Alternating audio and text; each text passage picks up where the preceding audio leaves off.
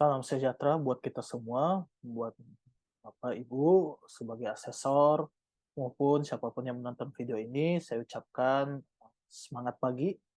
Perkenalkan, nama saya Christian Gerald Daniel, dan video ini saya buat dengan maksud untuk sebagai salah satu komponen dalam penilaian sertifikasi dosen. Dan di video kali ini saya akan membahas mengenai rencana pembelajaran studi serta satu contoh sampel perkuliahan di mata kuliah rekayasa lingkungan di Prodi Teknik Sipil Universitas Pelita Harapan yang pernah saya jalanin sebelumnya. Nah, untuk saat ini perkenankan saya untuk share screen dan mencoba menjelaskan sedikit mengenai eh, rencana pembelajaran studi mata kuliah tersebut sebelum akhirnya kita bisa melihat proses pembelajaran yang pernah dilakukan. Terima kasih. Oke. Ya. Oke, jadi pada mata kuliah rekayasa lingkungan ini, ada beberapa goal yang kita akan bahas bersama-sama sekaligus menjadi satu rangkaian cerita dalam mata kuliah rekayasa lingkungan yang diajarkan di Universitas Pelita Harapan jurusan Teknik Sipil. Yang pertama, tujuan dari pembelajaran mata kuliah ini adalah memahami nilai-nilai baik secara teknis maupun non-teknis dalam hal ini secara etikal di balik pentingnya seorang engineer atau prakarya sipil untuk memahami dampak lingkungan serta cara untuk memitigasi, mencegah maupun mengatasi masalah yang ditimbulkan akibat proyek konstruksi sipil. Nah, hal ini akan dipelajari pada satu pertemuan.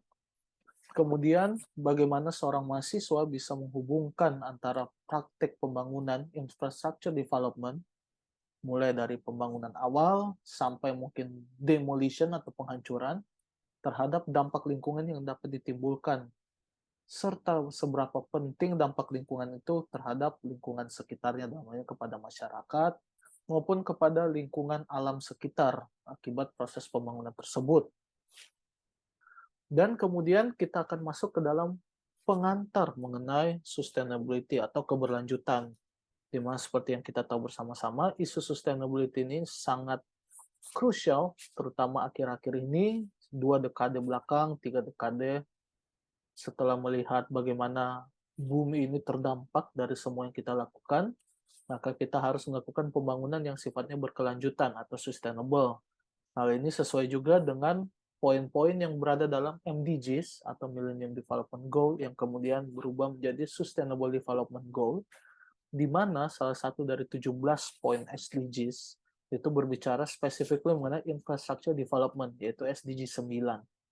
Hal itu yang patut kita bahas bersama-sama untuk melihat bagaimana peran seorang civil engineer untuk mewujudkan sifat proyek konstruksi atau infrastructure development yang berkelanjutan dan ramah lingkungan. Kemudian, terkait dengan hal itu, sebelum kita pindah ke sini, kita juga akan membahas mengenai pentingnya prinsip-prinsip pembangunan yang green atau hijau. Secara khusus, kita mengenai istilah green building, net zero carbon building akan kita bahas di pertemuan pada rekayasa lingkungan, dan juga terkait dengan material-material yang kita gunakan, di mana salah satu prinsip dari green building adalah penggunaan material yang durable dan juga sustainable dalam arti bisa bersifat recycle, reuse, atau reclaim, dan seterusnya. Itu akan kita pelajarin masing-masing material yang kita gunakan, misalnya baja, beton, aspal, dan seterusnya. Bagaimana cara kita membangun, cara kita mereparasi atau memperbaiki, itu penting untuk kita bahas dan kita lihat optimasi yang dapat kita lakukan untuk mewujudkan konstruksi yang berkelanjutan. Kemudian kita juga akan melangkah ke pemahaman mengenai environmental law yang ada, di mana kita punya undang-undang pengelolaan lingkungan hidup, mulai dari yang ada di tahun 82 hingga di 2009 dan direformasi pada Omnibus Law atau Undang-Undang Cipta Kerja tahun 2020 kemarin. Beserta turunan-turunan yang ada, misalnya peraturan pemerintah, peraturan presiden, bahkan peraturan menteri dan peraturan daerah pun akan coba kita bahas di sini satu persatu. Itu ada 2 pertemuan juga. Kemudian kita akan membahas lebih lanjut mengenai manajemen persampahan, polusi, emisi, perbedaan semua terms itu dalam point of view sebagai seorang civil engineer. Bagaimana kita bisa memahami masing-masing sifat-sifat tersebut, dan bagaimana cara kita untuk mengatasi masalah yang ada tersebut sehingga tidak mencemari lingkungan, tidak merusak lingkungan yang kita tinggali. Itu pun ada 2 pertemuan. Dan terakhir mengenai LCA atau Life Cycle Assessment. Ini topik yang juga sangat seru menurut saya, karena kita bisa memahami dari semua hal teoritis yang kita pelajari, bagaimana kita bisa mengevaluasi secara kuantitatif efek dari semua yang kita kerjakan dalam satu siklus daur hidup. Nah, hal itu penting agar kita bisa memetakan region-region dari pekerjaan kita yang mungkin perlu dibenahi, perlu diperbaiki, bahkan mungkin diganti untuk menciptakan satu sistem yang berkelanjutan. Dan akan ada 3 kelas yang berkaitan dengan ini. Nah, ini ada beberapa literatur yang bisa dibaca, apakah di-download ataukah dibeli bukunya, saya mempersilahkan. Yang jelas materi ini cukup mudah untuk didapat. Dan untuk grading system, kita punya 3 komponen. Yang pertama, assignment berbentuk weekly quiz. Jadi, untuk setiap mahasiswa yang masuk di kelas ini, saya harapkan sebelumnya udah bisa membaca literatur yang sudah saya berikan juga. Kemudian setelah menjalani kelas, di mana kita bisa berdiskusi lebih jauh dalam 2 SKS, setiap pertemuan selesai, mahasiswa akan diberikan kuis yang harus dijawab untuk menguji pemahaman terhadap mata kuliah yang diajarkan pada hari tersebut. Kemudian ada mid exam atau UTS, itu dalam bentuk review paper, sehingga setiap mahasiswa boleh membuat review paper, harus membuat review paper pada beberapa topik yang disediakan sebelum mid exam tadi.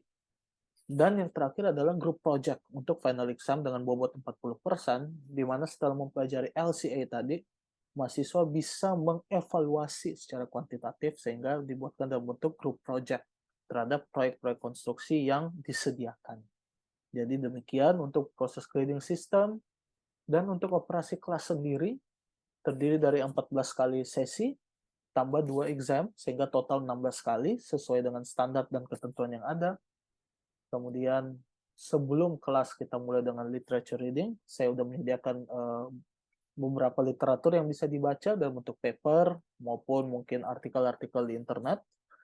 Juga saya memberikan introduction video, beberapa video yang saya rasa penting, apakah saya ambil dari open source, ataukah saya buat sendiri untuk penjelasan di awal, akan saya berikan di learning module system kita. Kemudian pada saat implementasi, ada yang namanya class meeting secara offline, maupun pertemuan menggunakan Microsoft Teams secara sinkronus. Karena kita punya ketentuan bahwa bisa diadakan maksimal 2 kali untuk proses sinkronus sendiri, sehingga kita akan mencoba memaksimalkan tersebut, maupun pada saat kelas meeting ketika ada rekan-rekan mahasiswa yang tidak bisa join di hari tersebut, tapi berniat untuk ikut secara online, maka disediakan fasilitas ini untuk keperluan bersama. Dan setelah proses kelas selesai, kita akan adakan weekly quiz, sehingga bisa menguji pemahaman pada saat operasi kelas tersebut. Semua materi untuk literature reading dan intro video maupun weekly quiz nantinya bisa dicek di learning management system kita, Moodle seperti biasa, sehingga semua informasi tersebut bisa tersampaikan di sana, termasuk PPT dari yang saya paparkan di minggu yang berjalan. Demikian yang saya dapat sampaikan. Terima kasih atas perhatian dan kerjasamanya. Dan salam sehat selalu buat Bapak Ibu semua. Thank you. Selamat siang semua. Thank you udah meluangkan waktu buat datang untuk di sesi ini. Untuk sesi hari ini, saya akan ngomong lebih jauh tentang ini, LCA. Semoga udah pernah dengar di meeting-meeting sebelumnya, udah pernah saya singgung. Hari ini kita akan membahas lebih detail mengenai apa itu LCA sebagai bagian dari kelas rekayasa lingkungan yang kalian sudah jalanin selama ini. Oke ya, semoga udah pada siap lah ya. Saya tahu ini udah dekat jam makan siang, tapi bear with me for 1 hour atau gimana, mudah-mudahan. Dan semoga dari sini, karena nanti banyak foto makanan juga, kita bisa lebih terisi dikit isi perutnya dengan foto. Dan nanti sambil belajar juga sama-sama. Setelah itu kita bisa makan sama-sama di tempat kalian masing-masing. Oke? Nah, inti pertanyaan dari LCA atau kelas rekayasa lingkungan itu kan sebenarnya kita mencari hal yang paling ramah lingkungan, eco-friendly, sustainable, apapun istilah yang kalian udah pernah dengar di luar maupun yang udah kita pelajarin sebelumnya di kelas ini.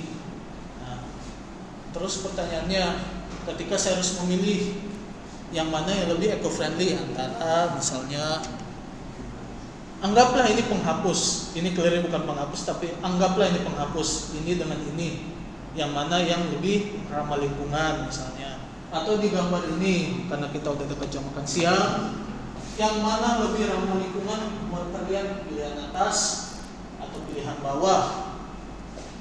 Ada yang bisa jawab? Ya, bawah sih Pak. Yang bawah karena Prosesnya kurang.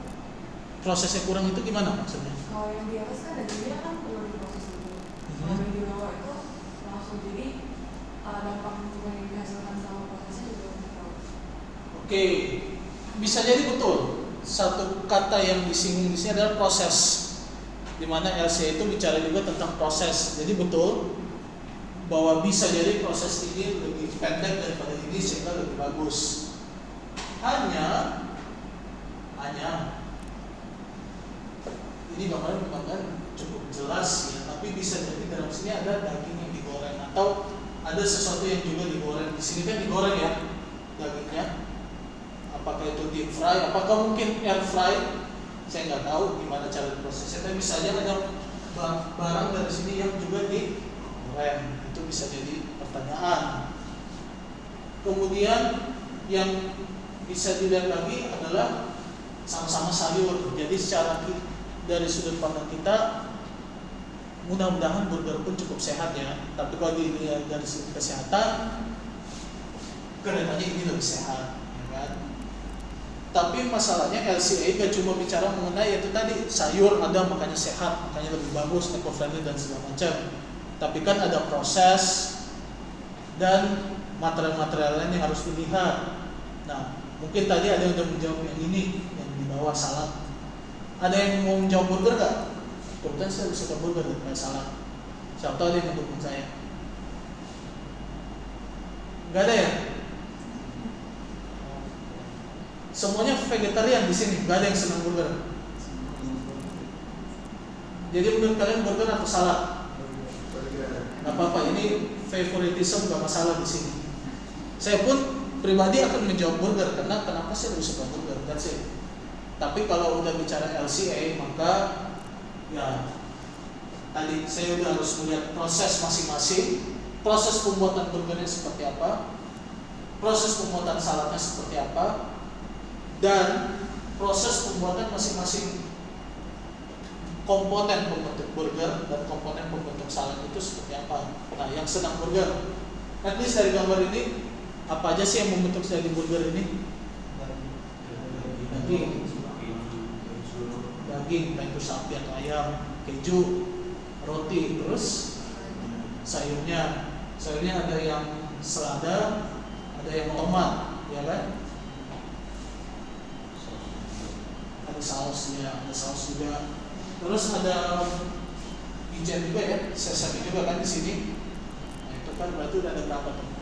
7 ya kalau nggak salah, ada 7. Paling kurang loh, ada 7.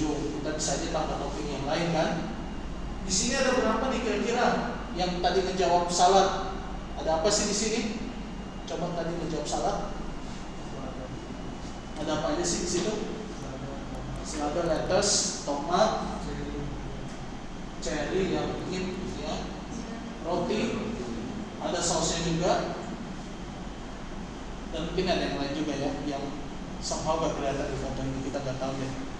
Jenis saus yang berbeda menentukan juga karena proses yang bisa beda-beda, dan ketika kita breakdown hasilnya apa? Makin ribet ya, makin pusing ya. Nah, dan itulah intinya LCA, detail sih dan bagus sih untuk memberitahu yang mana lebih eco-friendly, tapi emang diberikan lebih pusing. Nah, kita lanjut lagi. Misalkan ini tadi kan 2 makanan yang berbeda. Saya lebih senang burger, ada yang vegetarian, mungkin lebih senang salad. Tapi ini sama-sama kertas, cuma 2 merek yang berbeda. Saya mau tutup mereknya dulu. anggaplah kita nggak tahu mereknya, sama-sama kertas, sama-sama A4, sama-sama satu rim, sama-sama 70 gram per square meter GSM. Kalau udah seperti ini jadi lebih ribet ya, yang mana yang lebih ramah lingkungan? Ya kan, pasti lebih ribet ya. Dan kalau melihat seperti ini, kayaknya secara kualitatif saya akan bilang yang ini. Kenapa? Karena penutupnya ini kayaknya lebih paper ya, paper base. Nah, kan ini kan plastik banget ya. Tapi apakah pasti seperti itu? Nah, udah ada yang pernah melakukan studinya dan ternyata katanya kemudian orang itu ini yang lebih ramah lingkungan ketimbang ini. Padahal kelihatannya itu karena paper bag ketimbang yang plastik. Ternyata ini. Kenapa? Turns out mungkin saja cara pengolahan papernya lebih ringkas yang ini, misalnya lebih banyak pakai material dari sini, kemudian warnanya mungkin lebih berpengaruh juga, warna pembungkusnya misalnya kan, material yang dipakai di sini ternyata lebih mudah diproses ketimbang di sini, sehingga ujung-ujungnya 800 gram CO2 ekivalen untuk setiap kilogram kertas A4 yang diproduksi oleh si perusahaan B dibandingkan perusahaan A yang cuma 0,5 atau 500 gram. Artinya itu carbon footprint. Yes, bahasa sekarang kita kenal dengan namanya carbon footprint, betul. Dan kita pengen, dalam kasusnya kita ya, terutama di konstruksi, kita kan pengen membuat suatu gedung yang sifatnya net zero kan, net zero carbon. Gimana kita bisa membuat bangunan net zero carbon? Ya, kita harus tahu dulu cara hitungnya supaya sampai di 0, ya kan? Nah, berkaitan dengan tadi, maka kita punya general definition mengenai LCA, yaitu sebuah instrumen, alat, tool, equipment untuk mengevaluasi dampak dari suatu produk, dari suatu practice, kegiatan, itu bisa dikalkulasi dengan LCA. Nah, selama masa hidupnya. Masa hidupnya apa? Ya seperti layaknya kita lahir, kita jadi anak kecil, balita, misalnya kan, kita tumbuh besar, kalian udah 17 tahun, udah punya KTP sendiri, bisa buat SIM sendiri, nanti kalian ya, bagi yang mau berkeluarga, jadi suami, jadi istri, punya anak, nanti juga punya cucu, jadi tua, meninggal. Itu kan life cycle-nya kita. Sayangnya kita nggak bisa di-recycle sampai saat ini ya, kita meninggal ya meninggal lah. Tapi material-material yang lain punya kemungkinan untuk di-recycle. Dan itu jadi karakternya sendiri, itulah satu siklus hidup. Itu yang kita coba analisis dengan LCA. Apa yang kita analisis? Dampak lingkungan, yes. Dampak ekonomi bisa dengan LCA, tapi nanti dikonversikan dulu. Sosial bisa atau enggak? Sekarang sih udah mulai ada toolnya, tapi emang belum secanggih environmental LCA. Tapi udah mulai ada social LCA. Jadi bisa juga ternyata selama dalam hidupnya ada dampak sosial yang dihasilkan, dikonversikan jadi monetary value, itu bisa. Sampai di sini ada yang mau nanya mungkin? Atau cukup ya? Contoh yang social impact itu kayak kesehatan tadi. Kesehatan, tuh. Masalah density di wilayah tersebut, misalnya pertumbuhan jumlah penduduk, kesejahteraan hidup, misalnya kualitas air bersih dan segala macam, itu semua masuk di dampak sosial sebetulnya. Termasuk masalah apakah tenaga-tenaga kerja lokal itu akan digunakan, yang membawa dampak juga ke ya sosialnya misalnya, sehingga social welfare bisa naik, itu jadi satu bagian dari dampak sosial yang bisa kita assess. Tapi lagi-lagi saya akan fokus ke lingkungan dan juga bisa masuk ke economical. Kenapa? Karena sosial itu sesuatu yang agak kualitatif dan honestly ya itu gak jadi bagian di kelas ini sebetulnya. Biasanya yang akan membahas ini biasanya teman-teman dari social science sebetulnya, tapi mereka mencoba membuat itu jadi quantitative study yang awalnya kualitatif seperti itu. Nah, pertanyaannya kenapa sih perlu LCA dan gimana cara kita mendefine life cycle. Pertanyaan sih ada di situ. Apa sih LCA kita udah tahu, tapi kenapa kita butuh LCA? Dan kedua, siklus hidup itu seperti apa? Nah, pertanyaannya kenapa LCA? Jawabannya dari sini. Optimize dalam artian kita udah punya hitungan kan dari A sampai Z. Proses pembangunan gedung kita udah bisa breakdown, mulai dari bikin fondasi sampai bikin atap misalnya, masing-masing punya subkategorinya sendiri-sendiri.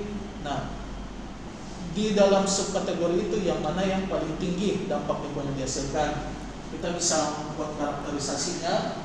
Kemudian kita bisa optimize bahwa oh ternyata dari pembangunan gedung yang paling membuat dampak besar adalah penggunaan AC ternyata. Berarti apa? Kita bisa optimize desain kita supaya mungkin lebih dingin misalnya, lebih bisa nangkap angin, sehingga udahlah nggak perlu pakai AC, atau kalaupun tetap harus pakai AC ya cukup di jam 12 siang lah, kayak sekarang misalnya di jam makan siang. Udah kalau nggak udah panas, lapar, kan susah ya untuk bertahan di sini di kelas, sehingga ya oke, jam-jam tertentu mungkin tetap butuh AC, tapi karena kita desainnya kita optimize, sehingga kalau udah jam 3 udah bisa dimatikan, sampai jam 11 masih bisa, nggak perlu. Nah itu kan kita optimize. Itu bagian A. Kemudian kita bisa compare juga. Misalkan di contoh kasus ini pembuat kopi, saya aja senang buat kopi gak? Minum kopi lah, jangan buat kopi. Senang gak ya? Oke. Misalkan ini ada dua contoh mesinnya, ada yang mesinnya lebih dikit, kapasitasnya ada yang lebih besar misalnya. Kita bandingkan, sebelum kita beli misalnya kita bandingkan, saya harus beli yang kiri atau yang kanan. Kemudian saya orang yang senang dengan sustainability. Oke lah, saya setelah dihitung ternyata setelah di breakdown tadi, ternyata yang kanan yang lebih ramah lingkungan, carbon footprintnya lebih kecil istilahnya tadi. Saya belilah yang kanan. Seperti itu. Itu adalah product comparison. Sehingga kita perlu LCA untuk punya comparisonnya. Kemudian kita bisa memilih indikator yang mana yang kita mau. Kita pengen bicara mengenai carbon footprint kah? Atau kita bicara mengenai particulate matter, partikulat, masalah pernapasan, atau kita ada isu lain nggak yang pernah kalian dengar terkait dengan ini? Selain carbon footprint, mungkin selain masalah debu, partikulat, atau air quality index istilah sekarang, ada lagi nggak yang pernah kalian dengar? Global warming itu terkait dengan carbon footprint ujung-ujungnya.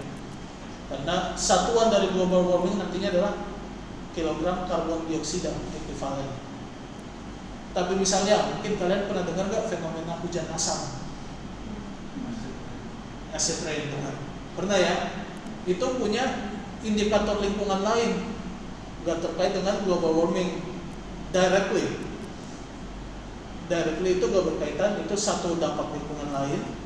Yang kalau memang ternyata di situ jadi satu faktor concern, maka kita bisa select faktor itu sebagai our main concern. Dan terakhir yang pastinya marketing purpose. Kita pengen jualan, kita pengen bilang barang kita itu ramah lingkungan ya. Kita gunakan evaluation tool ini, ternyata hasil kita ramah lingkungan, ya udah kita jual. Kemudian saya lanjut dikit, berkaitan dengan marketing purpose, kita punya namanya eco-label, self declaration, dan EPD atau environmental product declaration. Perbedaannya ada di mana? Ada yang udah pernah dengar istilah EPD enggak? Environmental Product Declaration, EPD. Belum ya? Oke. Kalau mengenai eco-label, ya, benar. Tapi kita harus bisa lihat, nanti bisa bedakan, ada yang namanya self declaration, ada yang namanya eco-label.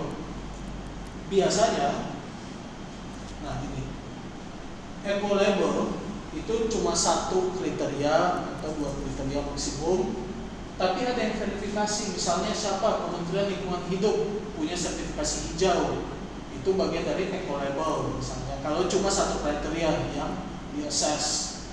Tapi kemudian ada self-declare.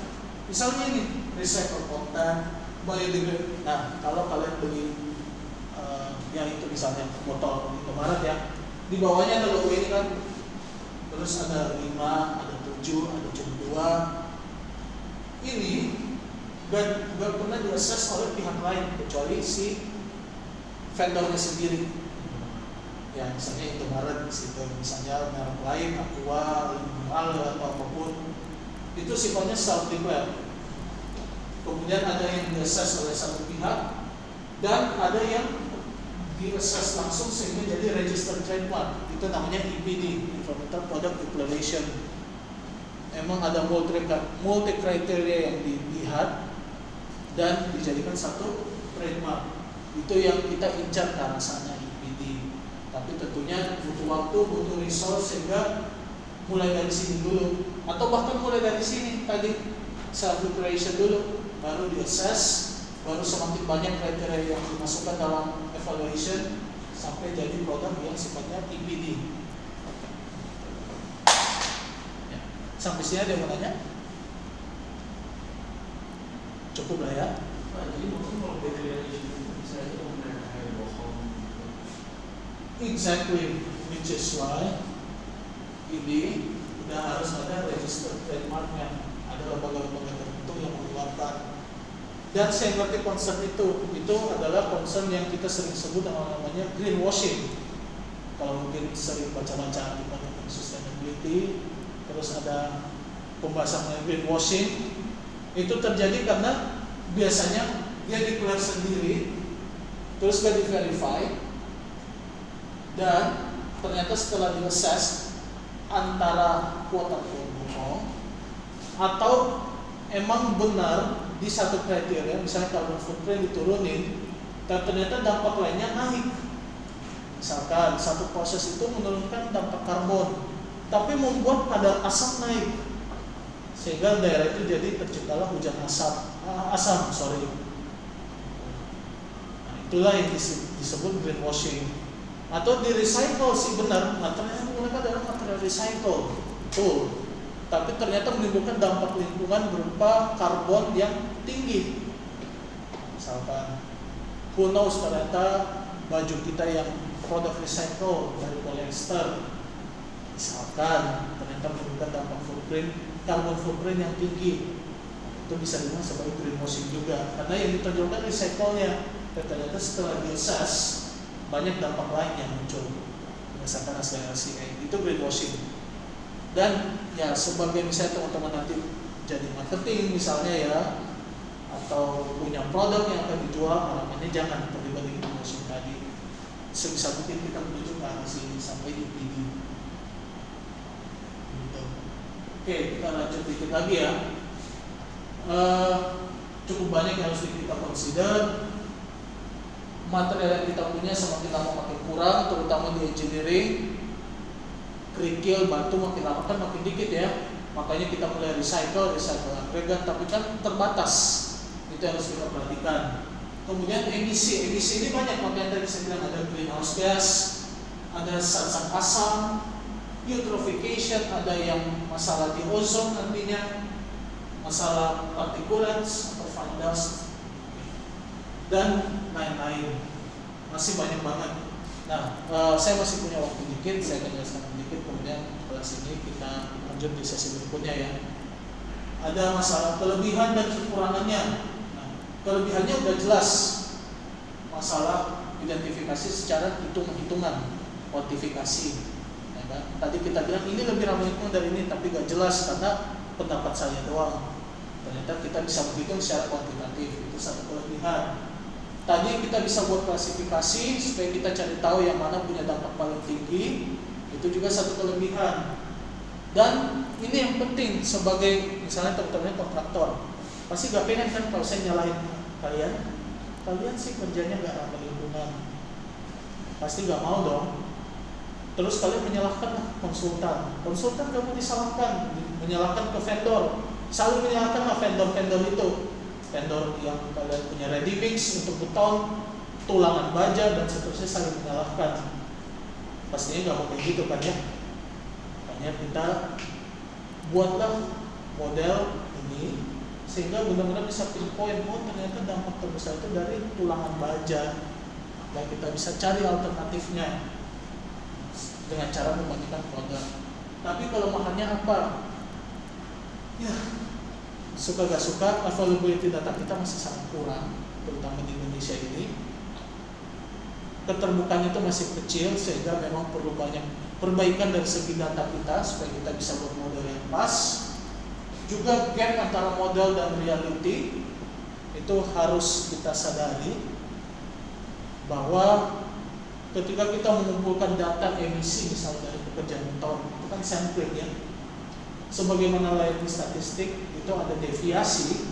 Nah, maka model yang kita buat juga pasti punya deviasi. Pasti. Itu jadi masalah juga. Dan nanti tergantung dari scope yang mana kita mau tinjau, nanti muncul deviasi lagi dari situ. Dan data juga regionalize misalnya gini. Ketika kita kalian pernah belajar kan di fisika mengenai thermodynamics misalnya, atau belajar mengenai hukum-hukum di mana panas mempengaruhi pergerakan udara, pergerakan material padat dan seterusnya ya. Di tempat yang lebih panas dan di tempat yang lebih dingin, pergerakan polusi atau pergerakan partikulat itu pasti berbeda. Ada yang lebih gampang terbang, ada yang susah, sehingga menimbulkan perbedaan-perbedaan dari hasil pengukuran, sehingga data kita pasti berbeda dengan data di daerah yang punya 4 musim. Sehingga model LCA yang kita buat sangat regionalized. Jadi intinya nggak ada satu solusi, one solution fits for all, itu nggak ada. Benar-benar harus dievaluasi terus. Nah, pertemuan berikutnya kita baru mulai belajar mengenai prosedurnya ya, mulai dari goal dan scope-nya, inventory data yang kita punya, sampai assessment, sampai membuat interpretasi dari data itu. Sampai di sini sudah cukup jelas. Ada yang ditanyakan?